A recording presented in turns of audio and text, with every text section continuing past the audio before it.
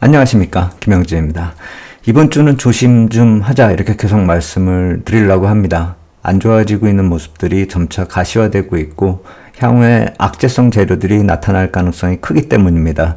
지난 주말에 폴 크루그만 교수가 인터뷰한 내용 한번 이렇게 좀 살펴볼 필요가 있어 보이는데, 이 부채 한도 협상 관련해 좀 몇 가지 방법이 있다 이렇게 말씀을 하셨는데, 여기 이렇게 화면에 나타나듯이 지금 미 의회에서 이런 하나의 돌 같은 이런 부채 한도 협상 같은 걸 떨어뜨릴 수도 있다. 이제 이런 개념으로 좀 보셔야 되겠죠?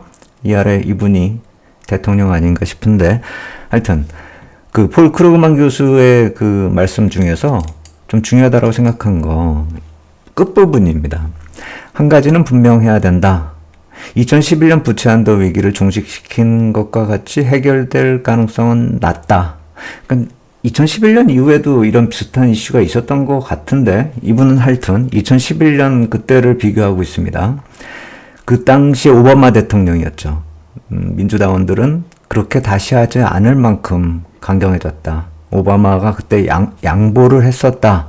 이렇게 여기 위에 나오잖아요. 버락 오바마 gave into blackmail, 그러니까 협박성 메일을 받고 뭐 이렇게 좀 그 당시에 그러니까 좀 계속 의회 쪽에서 좀 압박을 받아서 그때 협상을 했다 이렇게 됐는데, 이번에는 민주당원들이 그렇게 다시 하지 않을 만큼 강경해졌다. 그리고 반면에 공화당원들은 훨씬 더 미쳤다. 이거 제가 해석한 게 아니라 구글 번역기입니다. 여기 그리고 실제로 a lot crazier 이렇게 나와 있고 그렇게 확인이 됩니다.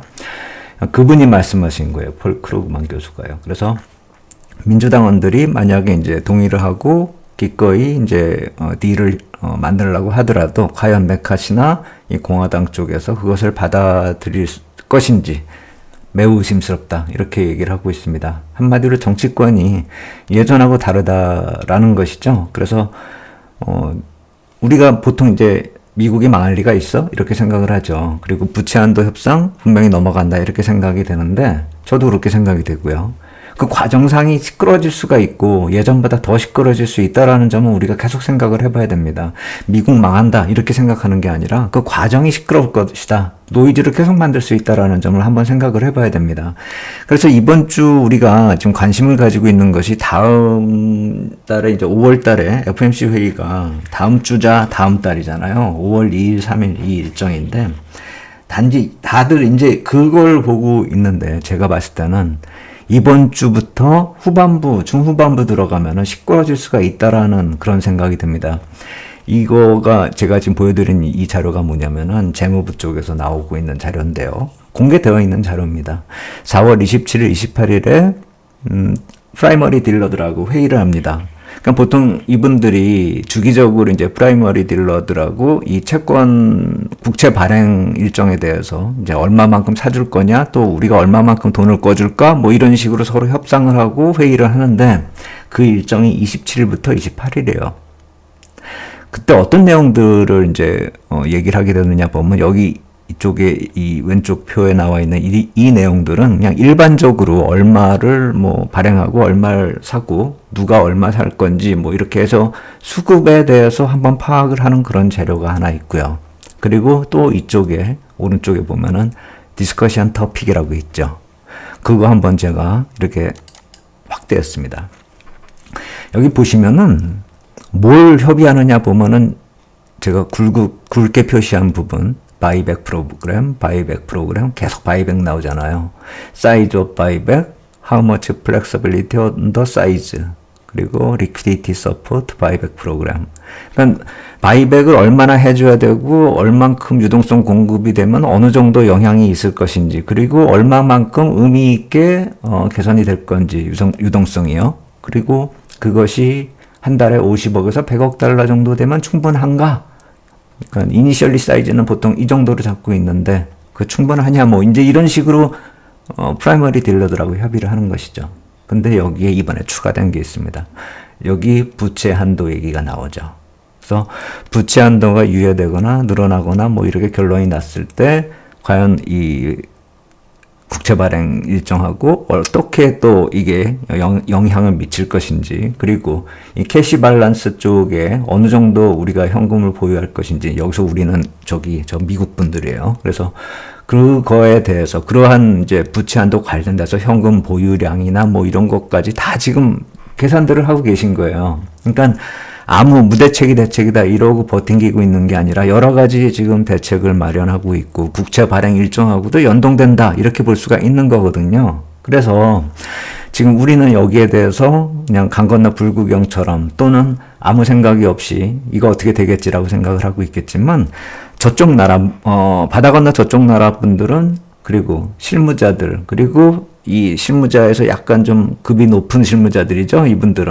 그분들은 벌써 이렇게 여러 가지를 고민하고 실질적인 것을 거론하고 협의한다라는 그 과정에 들어섰다라는 것이죠. 그리고 그것이 오픈되기 시작하는 것이 27일, 28일 일정이라는 것입니다. 그리고 5월 1일에 이 이코노미 폴리시 스테이트먼트 해가지고 거기서도 또 한 번 이 내용이 거론이 될 거예요. 보통 부채 한도 협상이 거론될 때 재무부 쪽에서 이 이코노미 폴리시 스테이트먼트 발표하면서 공개하면서 우리가 어느 정도 현금 보유량을 가질 예정이고 그렇기 때문에 의회에서 언제까지 좀 통과시켜달라 이런 식의 코멘트를 한 적이 있거든요. 그래서 이번에도 그런 식의 또 코멘트가 나오고 하면은 본격적으로 27일, 28일부터 좀 시끄러질 수도 있지 않을까라는 그런 우려감이 든다라는 것이죠. 그래서 우리가 이 먼 얘기가 아닙니다. 지금 5월 달에 들어서면은 시끄러질 수 있다라는 생각이 계속 드는 이유 중에 이런 것이 배경 요인으로 있는 것이고, 뭐 6월 들어서면 당연히 이게 본격화 되겠죠. 뭔가 결론을 내야 될 텐데. 근데 이분들이 아까 폴 크루그만 교수가 이렇게 지적하셨듯이 정치하는 분들이 지금 극단적인 대립으로 이어가고 있는 그런 현상이 각 나라마다 거의 비슷한 상황이라는 점을 좀 생각을 해봐야 된다는 것이죠. 그래서 뭐 하나 지금 쉽게 넘어가기 힘든 상황이다. 이 점도 계속 봐야 됩니다. 우리가 보통 이 통화정책하고 이쪽에 재무부 장관, 옐런 재무부 장관하고는 약간 좀 상반되게, 옐런 재무부 장관은 통화정책 좀 약하게 해도 된다 이렇게 말씀을 계속 하시고 있기 때문에 비둘기파적인 그런 관점이다 이렇게 우리가 파악을 하고, 시장에서는 그런 것이 이 페드가 이제 정책의 모양새를 점차 바꿔갈 수 있는 그런 가능성을 시사하는 게 아니냐 이렇게 해석들을 내리는데, 제가 봤을 땐 이런 뒷배경 요인을 본다라고 한다면은 지금 그렇게 금리나 통화정책을 뭐 이렇게 압박으로 시장을 압박하는 요인이 아니어도 시장 압박할 재료는 많다. 옐런은 그렇게 생각하고 있는 것 같아요. 이런 디스커션 토픽을 보거나 아니면 또 이 채권 발행 일정이 3분기 것이 이번에 확정이 돼서 나오는데 3분기는 보통 1년 중에 가장 많은 그런 구간이기도 해요. 4분기가 더 많을 때도 있고요. 그렇기 때문에 시장을 압박하는 그런 채권 국채 발행 일정이 있기 때문에 과연 통화정책까지 거기다가 더 부과시켜가지고 시장에 부담을 미칠 필요가 있느냐? 이런 식의 생각을 하고 계실 수가 있기 때문에 지금 옐런 장관의 비둘기파적인 그런 스탠스가 페드의 스탠스를 변화시킬 것이고 그것이 시장에 긍정적인 영향을 미칠 것이라 이렇게 막연하게 기대하면 안 되는 시점이라는 것이죠. 확인해야 될 게 많이 남아있다는 것입니다. 이 점 한번 제가 이번 주 내내 다시 한번 말씀을 드리도록 하겠고요. 오늘 그래서 외국인 투자자분들 실전에서 뭐 하고 계신가 이렇게 보면은 선물 쪽에서 좀 매도를 하고 있습니다. 2,300 계약 정도 코스피 200 쪽에서 매도를 하고 콜옵션 조금 매도합니다. 2억 정도요. 근데 풋옵션은 저 왜 저렇게 많이 사는 겁니까 도대체? 좀 많이 사네요. 150억 정도 사네요.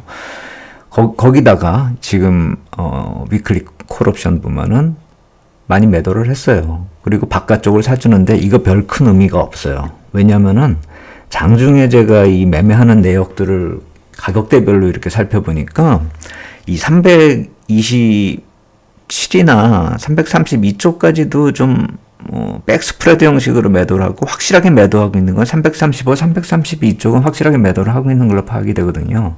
그러니까 뒤쪽에 합성 포지션을 빼더라도 332나 335를 매도하고 있다라는 점을 본다면은 이번 주 뭐 상방 거의 막아놨다 이렇게 볼 수가 있는 것이죠. 목요일까지. 그리고 이쪽 하방 포지션 보면은 이쪽은 더 좀 안 좋습니다. 330, 327 뭐 이쪽 매수하는 그런 모습도 나타나고 어떤 경우에 있어서는 좀 단기적으로 거래가 나타났지만 332풋을 매도하면서 330풋을 매수하는 이런 풋백 스프레드, 그러니까 아래쪽으로 좀 급하게 내려갈 수 있는 그런 모습을 지금 포지션을 추가하고 있거든요.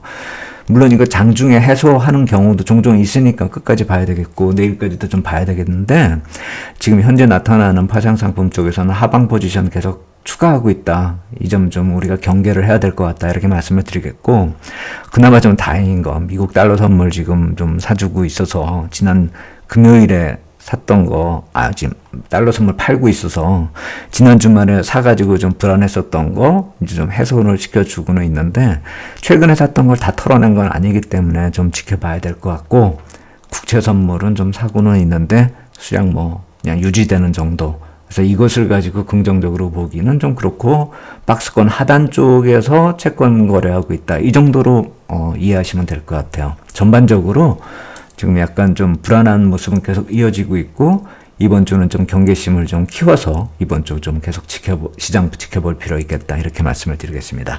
오늘 여기까지 하겠습니다. 감사합니다.